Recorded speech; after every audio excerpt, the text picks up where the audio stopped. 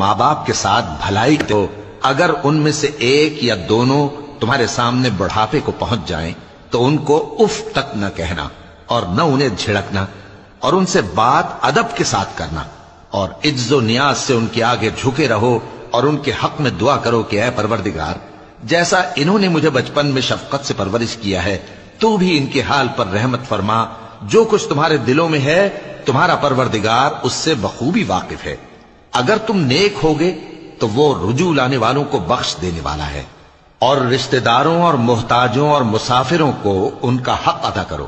اور فضول خرچی سے مال نہ اڑاؤ کہ فضول خرچی کرنے والے تو شیطان کے بھائی ہیں، اور شیطان اپنے پروردگار کی نعمتوں کا کفران کرنے والا یعنی ناشکرا ہے۔ اور اگر تم اپنے پروردگار کی رحمت یعنی فراخ دستی کے انتظار میں جس کی تمہیں امید ہو ان مستحقین کی طرف توجہ نہ کر سکو تو ان سے نرمی سے بات کہہ دیا کرو،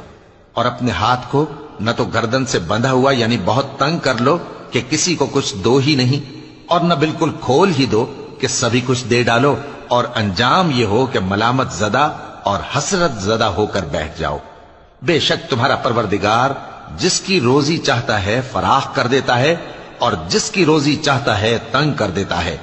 وہ اپنے بندوں سے خبردار ہے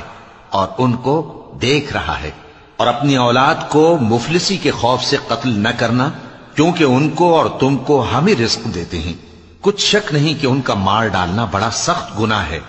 اور زنا کے پاس بھی نہ جانا کہ وہ بے حیائی ہے اور بری راہ ہے۔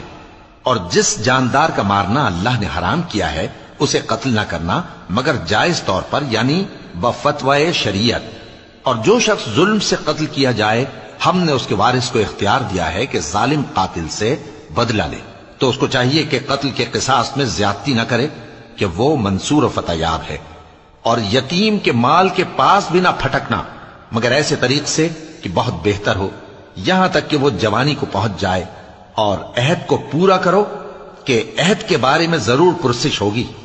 اور جب کوئی چیز ناپ کر دینے لگو تو پیمانہ پورا بھرا کرو، اور جب تول کر دو تو ترازو سیدھی رکھ کر تولا کرو،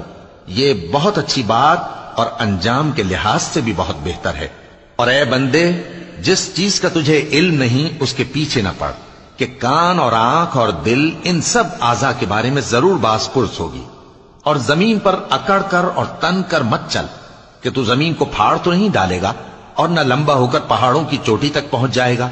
ان سب عادتوں کی برائی تیرے پروردگار کے نزدیک بہت ناپسند ہے۔ اے پیغمبر، یہ ان ہدایتوں میں سے ہیں جو اللہ نے حکمت کی باتیں تمہاری طرف وحی کی ہیں، اور اللہ کے ساتھ کوئی اور معبود نہ بنانا کہ ایسا کرنے سے ملامت زدہ اور راندہ درگاہ بنا کر جہنم میں ڈال دیے جاؤ گے۔ مشرکو، کیا تمہارے پروردگار نے تم کو تو لڑکے دیے اور اپنے لیے فرشتوں کو بیٹیاں بنایا؟ کچھ شک نہیں کہ یہ تم بڑی نامعقول بات کہتے ہو، اور ہم نے اس قرآن میں طرح طرح کی باتیں بیان کی ہیں تاکہ لوگ نصیحت حاصل کریں، مگر وہ اس سے اور بدک جاتی ہیں۔ کہہ دو کہ اگر اللہ کے ساتھ اور معبود ہوتے جیسا کہ یہ کہتے ہیں تو وہ ضرور عرش والے کی طرف لڑنے بھیڑنے کے لیے رستہ نکالتے۔ وہ پاک ہے اور جو کچھ یہ بکواس کرتے ہیں اس سے اس کا رتبہ بہت عالی ہے۔ ساتوں آسمان اور زمین اور جو لوگ ان میں ہیں سب اسی کی تسبیح کرتے ہیں، اور مخلوقات میں سے کوئی چیز نہیں مگر اس کی تعریف کے ساتھ تسبیح کرتی ہے، لیکن تم ان کی تسبیح کو نہیں سمجھتے۔ بے شک وہ بردبار ہے، غفار ہے۔ اور اے نبی، جب تم قرآن پڑھا کرتے ہو تو ہم تم میں اور ان لوگوں میں جو آخرت پر ایمان نہیں رکھتے چھپا ہوا پردہ یعنی حجاب ڈال دیتے ہیں، اور ان کے دلوں پر بھی پردے ڈال دیتے ہیں کہ اسے سمجھ نہ سکیں، اور ان کے کانوں میں ثقل پیدا کر دیتے ہیں۔